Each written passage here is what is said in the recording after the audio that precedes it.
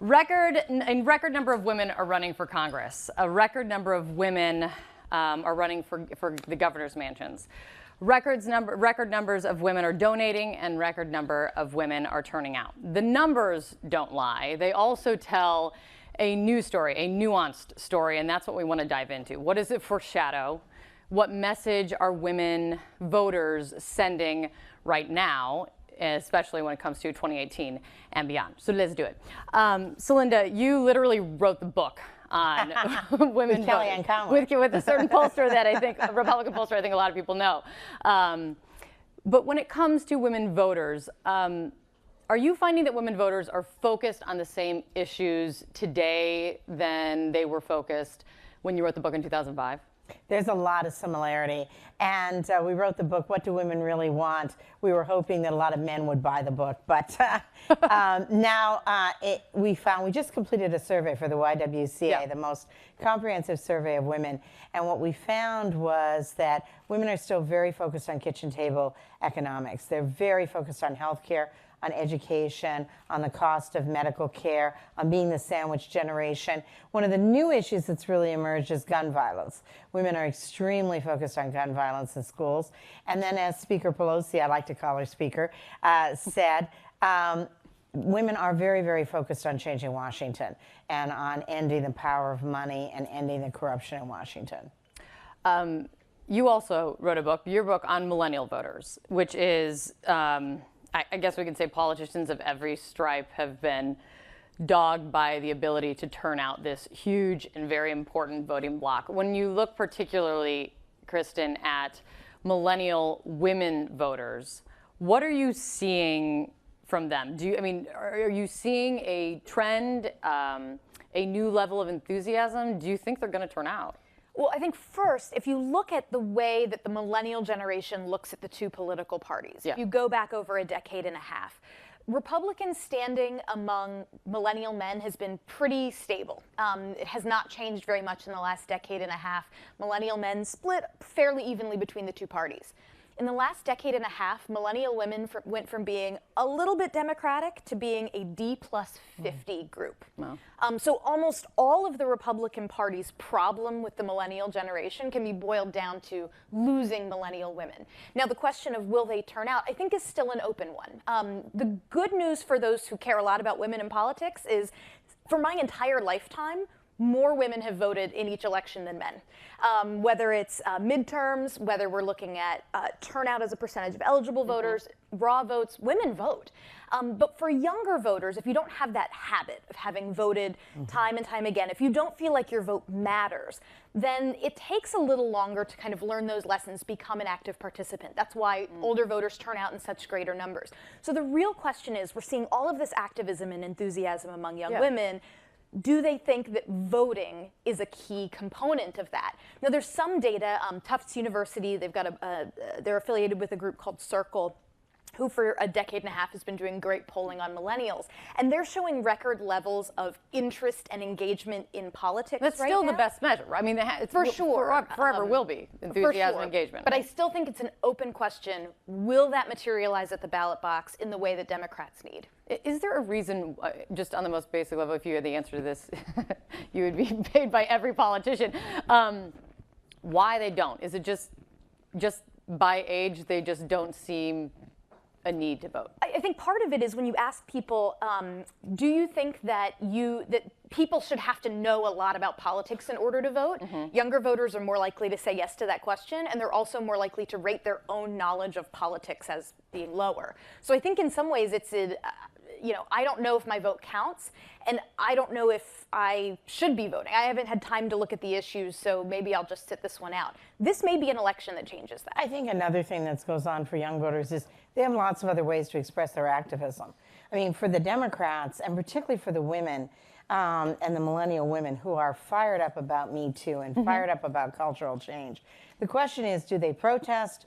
Do they go to the next Twitter storm, or do they vote? And often voting for what they perceive to be flawed politicians who are old enough to be their parents is not exactly that motivating. We did a very, very interesting study for the Barbara Lee Family Foundation and found that if we engage the Me Too issues, if, for example, one of the reforms no taxpayer dollars used to pay for settlements, ending the gag rule on women who have experienced this, then millennial women start to connect their voting to the issues that matter to them. When it comes to Democratic women, Celinda, is this, in the new enthusiasm that you're seeing, is it all about Donald Trump? No, it's not all about Donald Trump, but Donald Trump is a very big factor in it. But there's a huge difference among women between college-educated women and non-college educated women.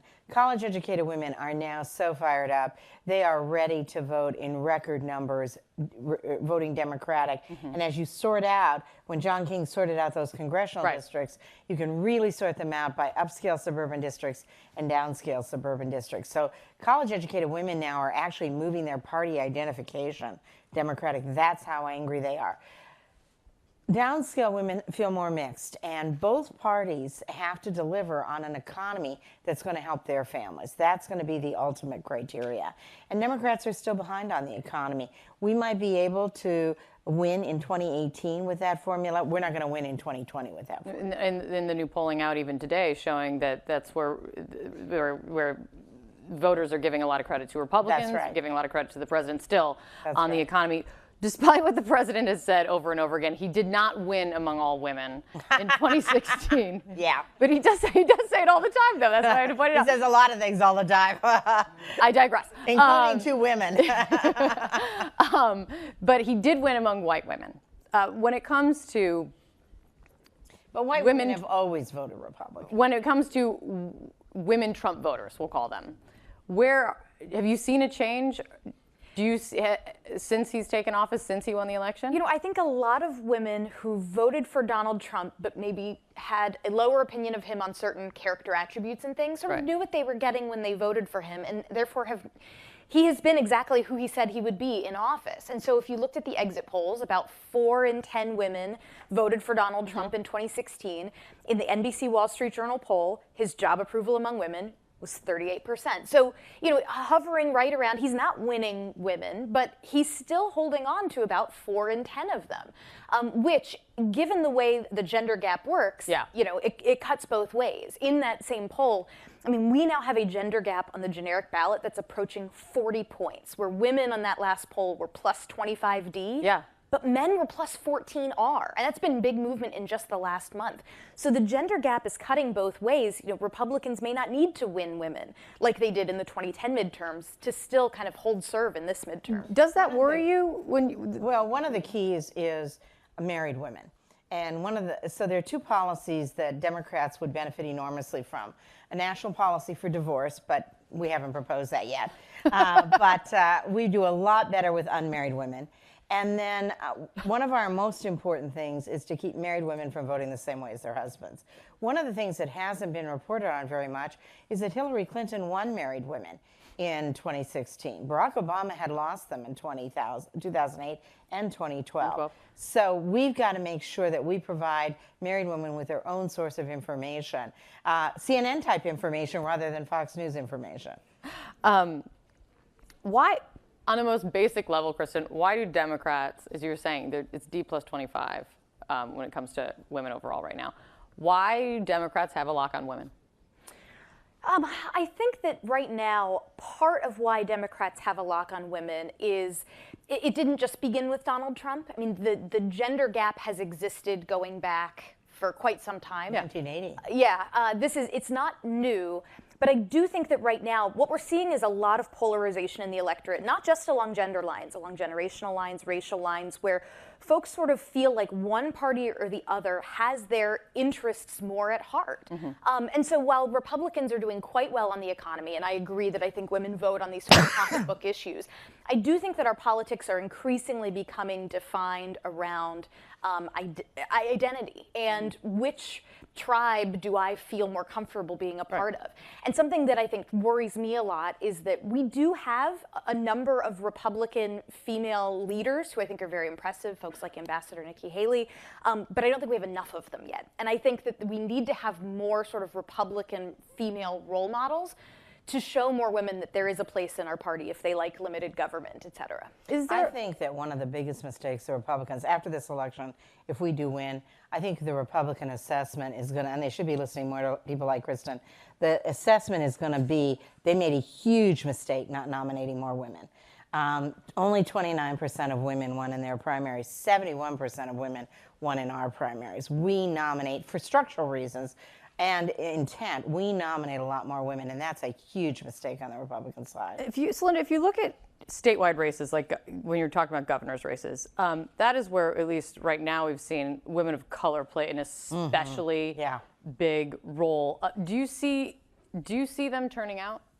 In a way it depends. Women of color are not monolithic, and we have done several studies now, including the YWCA study, where we looked at Asian American, Pacific Islander women, Latinas, African American women, Native American women. So it's not monolithic, but African American women are turning out in record numbers. I mean, frankly, the Democrats should just turn over America to African American women. We would be much better off.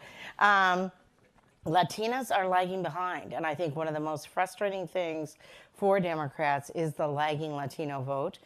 We need to invest more in infrastructure, and we need to protect the vote. Clearly, there's a lot of voter intimidation. Asian American women often don't get the attention they deserve, and Native American women can make a big difference in races like Tester's race, Heidecamp's race, et cetera. So it's not monolithic, but right now women of color are turning out. I want to move on to women candidates as well, but really quick, just drilling down on one major issue that's become such an issue, Brett Kavanaugh. Did that change the game, do you think, in terms of what is going to happen in 2018 and beyond? Let's talk about 2018 when it comes to women voters. I'm curious. I don't think it changed the game. I mean, Kavanaugh reinforced, we were talking about this earlier, Kavanaugh reinforced the women who were already fired up and ready to go. What Kavanaugh did is it energized Republicans, but Donald Trump would have found one way or the other to do that.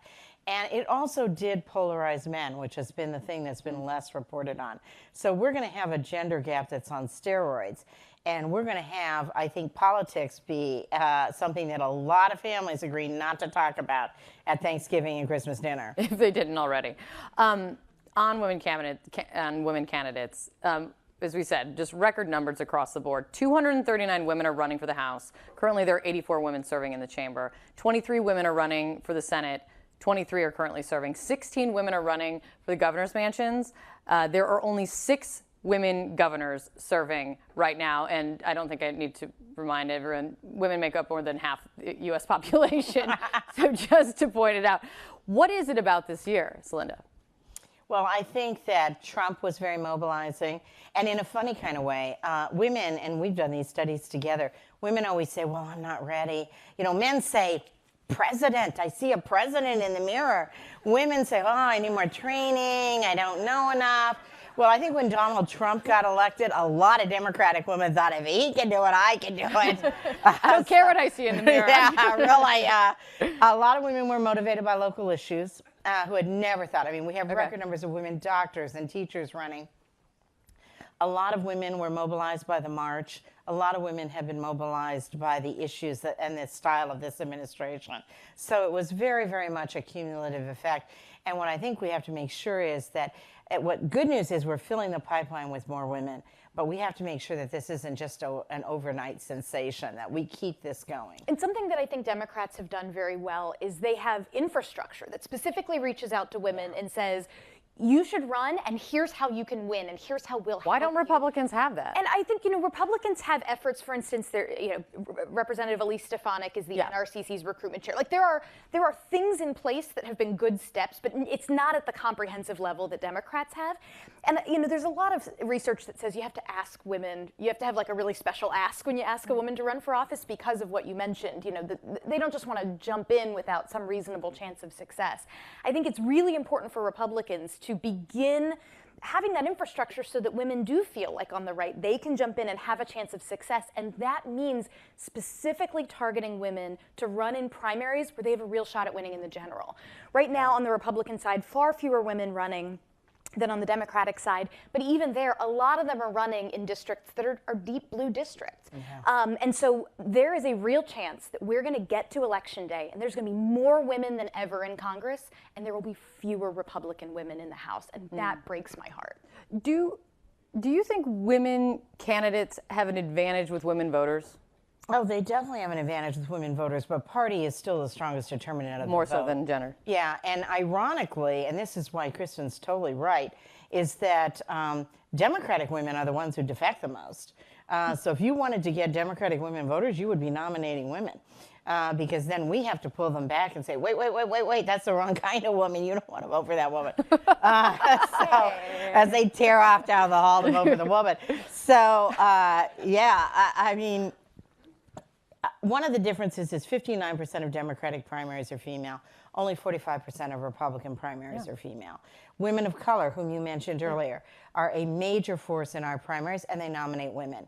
Born-again evangelical Christians are a major force in Republican primaries. They tend to be more reticent. So there's some structural features here as well. It's also fascinating because it's not just how many women are running, it's how they're running that seems to be so different. I mean, they're highlighting their gender rather than hiding it. Candidates breastfeeding in ads, candidates putting on makeup in ads, talking about assault and abuse in their campaign. What does that mean, do you think? I think for this election, because you have so many women who are so fired up, I think there's a sort of a thought on the part of a lot of candidates that, look, I'm going to put this at the foreground because this is going to help fire up and help me identify with some of those voters who they'll vote for me if they're persuaded to think it matters to vote. But I would say this is a bit of a double-edged sword. So there's a lot of research that suggests that there's no party difference on the question of are women and men just as equally capable of serving in office and those sorts of things. But where you start to wind up seeing big party differences is on things like, are women better at coming up with compromise? Are women better at getting things done? Democrats are more likely to say, yeah, women are better than guys at those things. And Republicans don't like going there. They say, no, it depends on the person. I don't think gender defines that. And so I think for Republicans, we sort of either don't foreground gender, or when we do, it's in a different way because of those sort of underlying reticence to say, well, women are better than men. I think the other thing is voters voted for change. If they voted for change, that's how Donald Trump won. I mean, the thing that's so depressing for our side, the Democrats out there at cocktail parties, Donald Trump won on character, which when you say that, most Democrats have to go and get another drink. But the character trait was change. It beat honesty. It beat being qualified. It sure as heck beat being qualified.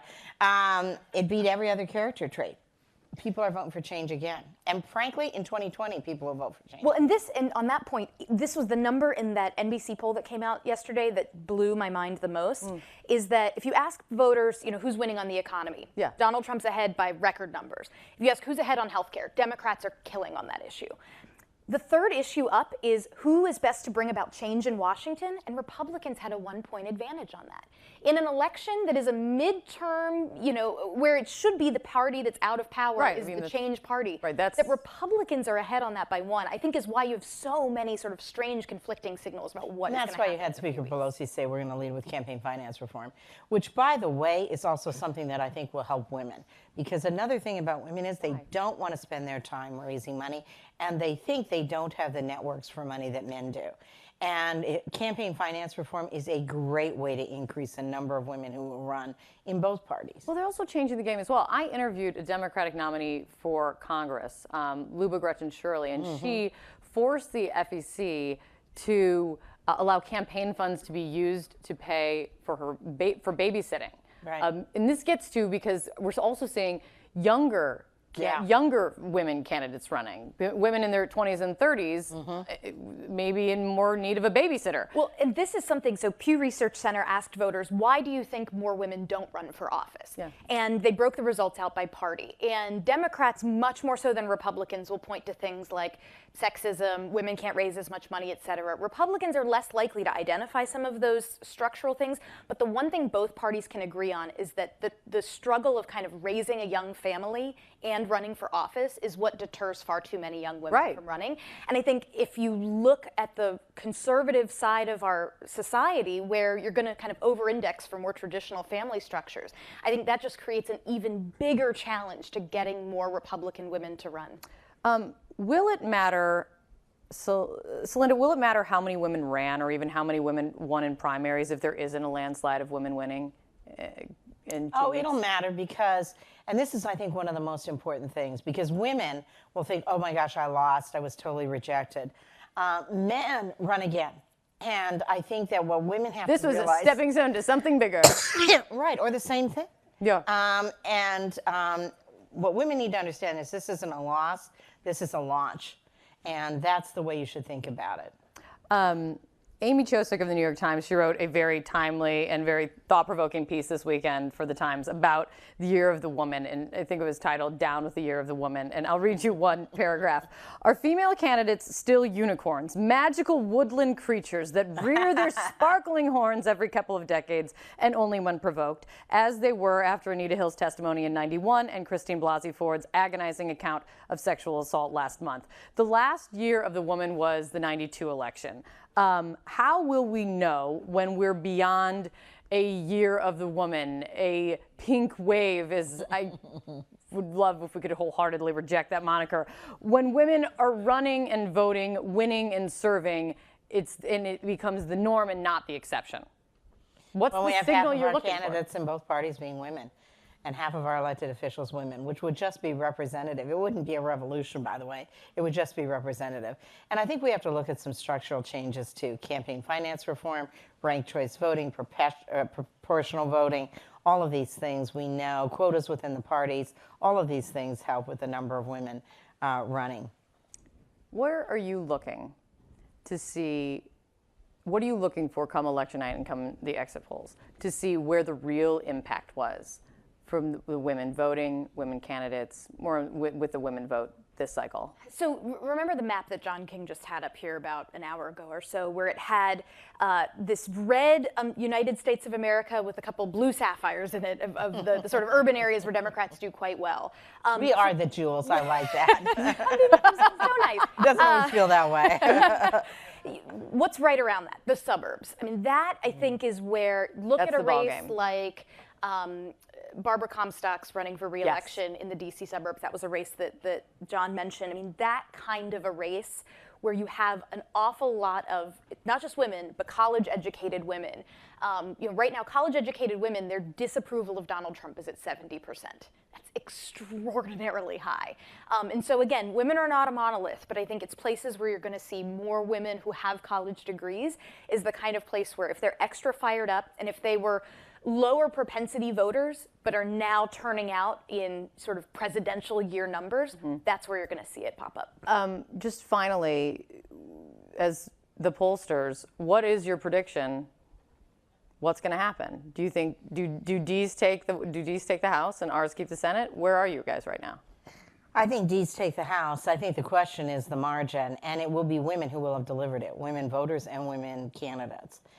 In the Senate, I think it's tough. But senators are very individualized races, and 2 weeks is a long time, and there's a lot of money at stake. And then I think, but again, if Democrats win, it will be because of women. And then let's not forget, and you mentioned it, and it's really important, the women governors. Yes. The toughest thing for women to get elected to, according to the Barbara Lee Foundation work, is executive office. It's the difference between the representative and being an executive. Yeah, and people still don't put women in positions of solo power. So if we break through with a record number of women governors, and frankly the Republicans have been better at this, if we break through with a record number of women governors, that's going to be a big breakthrough for the future.